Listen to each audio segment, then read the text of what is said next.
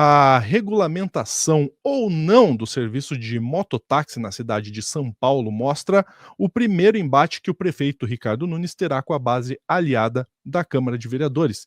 E seu principal adversário é o vereador bolsonarista Lucas Pavanato, conhecido como o Lucas de São Paulo. A gente vai falar sobre isso agora no plantão do Meteoro. Vamos lá.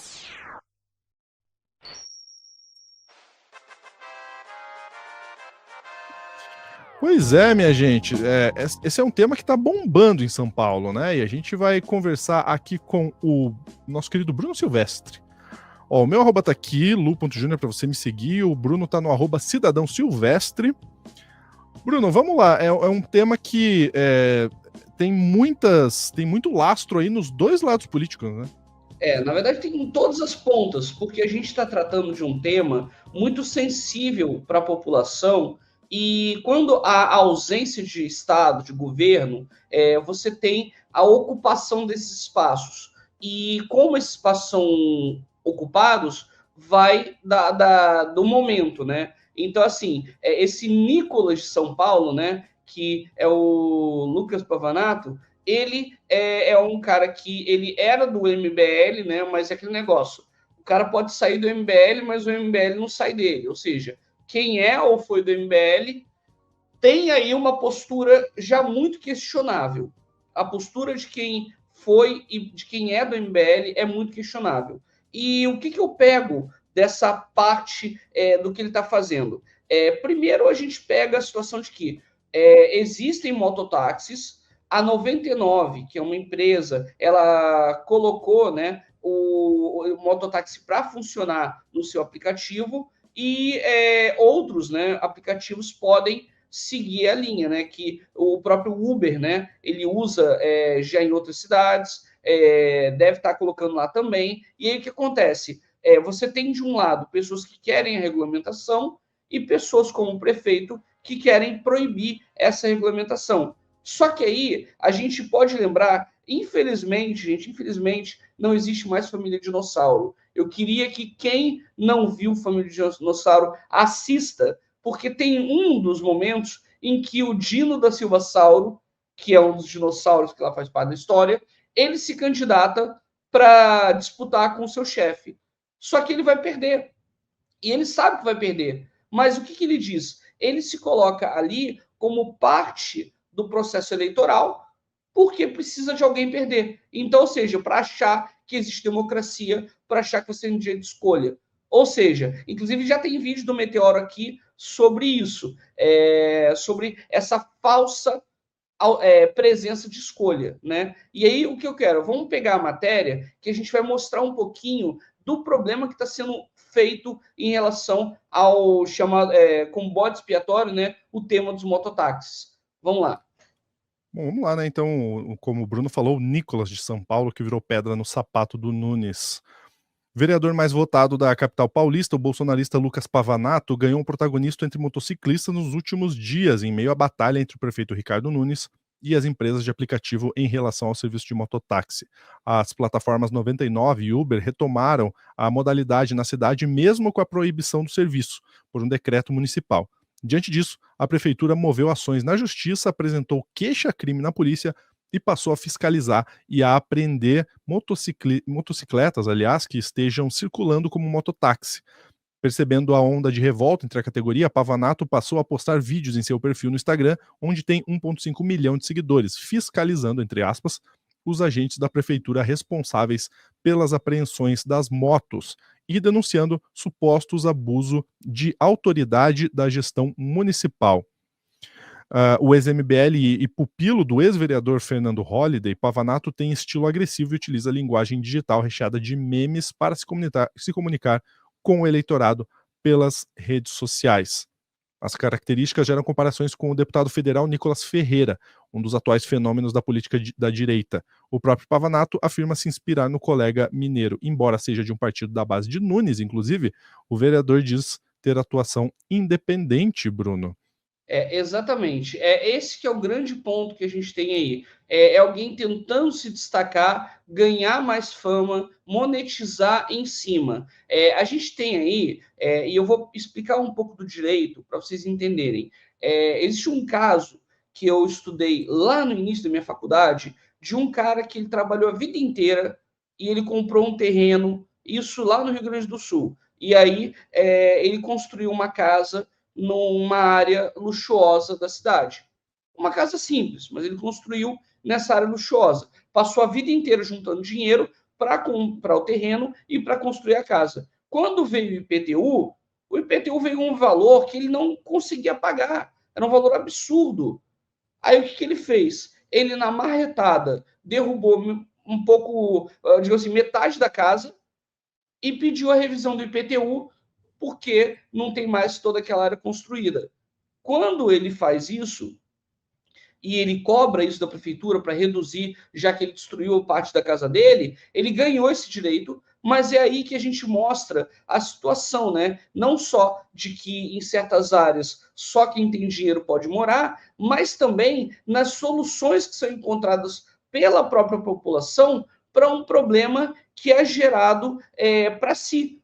E aí eu quero dizer isso, o direito, para quem não entende, ou para quem acha que o direito é parado, o direito ele está vinculado a outras coisas. Imagina um triângulo, o fato, valor e norma. O fato é algo que a gente acha, pode ser, vamos supor, pegar uma bala na rua, valor, não é nenhum problema, ou isso é crime porque está se apropriando de algo que não é seu, e uma norma, você não pode pegar algo que não é seu. Então, ou seja, a norma ela vai se vincular ao fato que acontece e ao valor que a sociedade dá para aquilo, se a gente se importa com aquilo ou não. Na década de 70, Leila Diniz fazia topless. Hoje em dia, se uma mulher fizer topless numa praia, que ela pode ser presa ou ser conduzida para a delegacia. Então, ou seja, a gente tem uma questão de normas que ela meio que vai mudando de acordo com o valor, a importância que a gente dá para alguma coisa. E nesse caso, qual é o problema?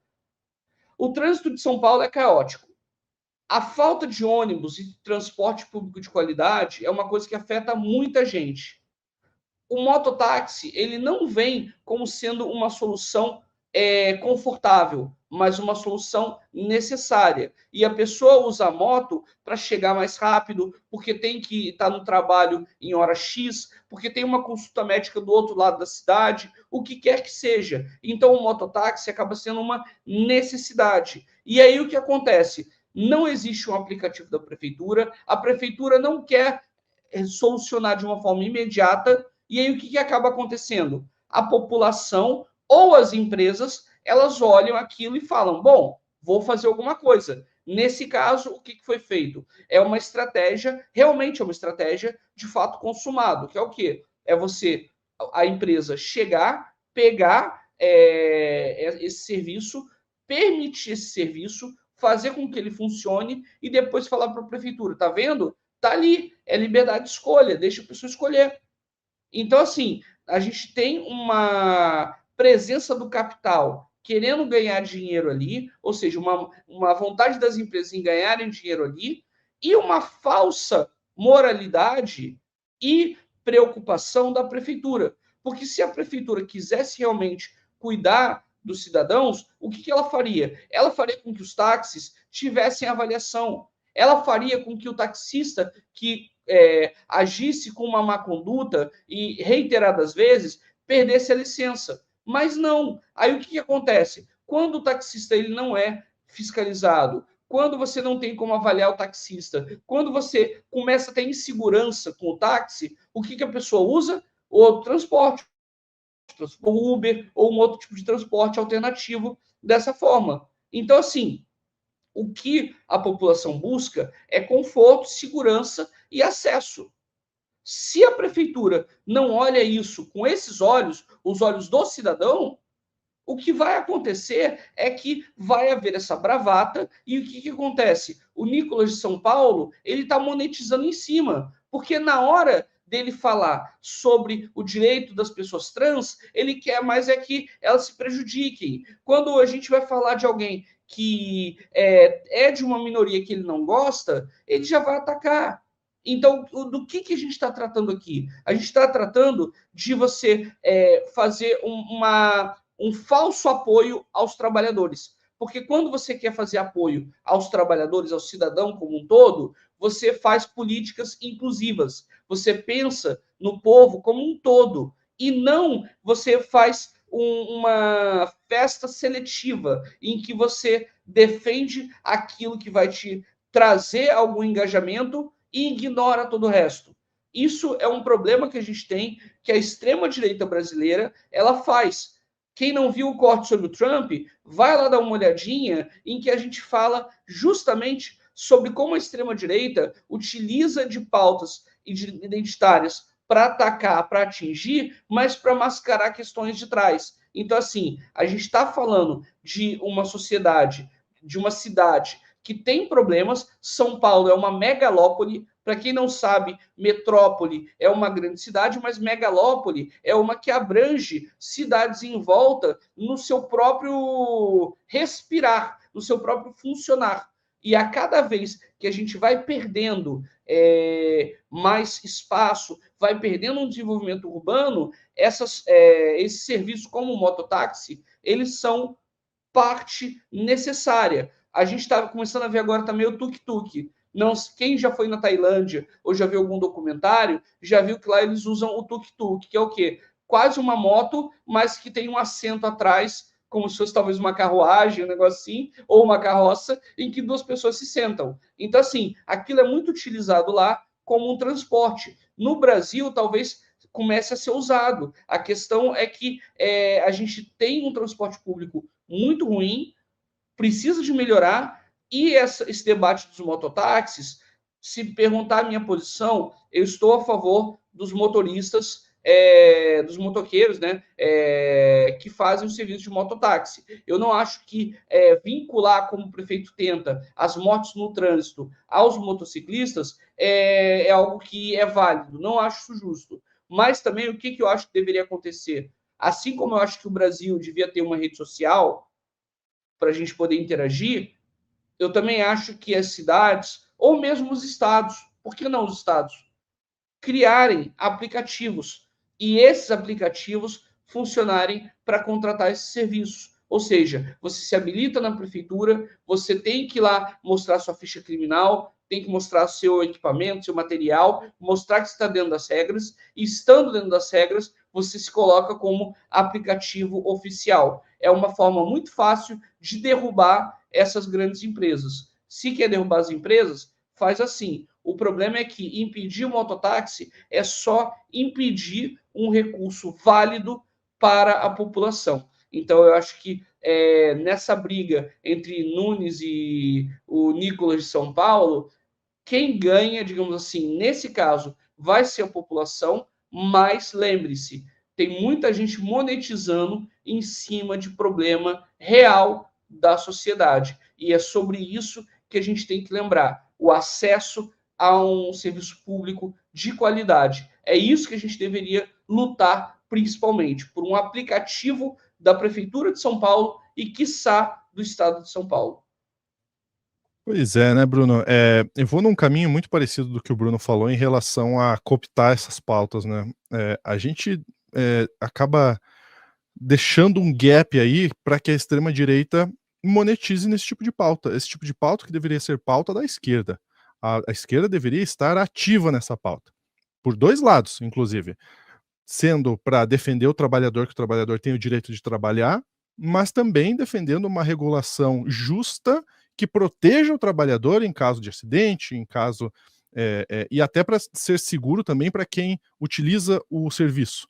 Então, a esquerda deveria estar trabalhando nessas frentes. Só que aí, quando a gente não atua, quando a gente não atua, vem um Lucas Pavanato da vida, que defende a tal da liberdade das empresas e está conseguindo apoio de um grupo super importante, que é o grupo de motoboys, mototaxistas, motoqueiros, né?